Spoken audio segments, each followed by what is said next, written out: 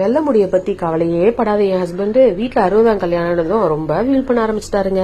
அட ஏங்க ஃபீல் பண்றீங்க, நம்மகிட்ட தான் ஹெர்பல் ஹேர் டே இருக்குன்னு எடுத்து கொடுத்தா பெரிய எக்ஸ்பர்ட் மாதிரி கொட்டாங்குச்சி எடுத்தாரு, ஹெர்பல் ஹேர் டே கொட்டினாரு. நம்மளோட ஹோஷியாவுடைய உடன் பிரஷ் எடுத்து கலக்குன்னு சும்மா கலக்கி தலை ஃபுல்லா அப்ளை பண்ணது இல்லாம தாடி மீசன் ஒரு இடம் விழலங்க.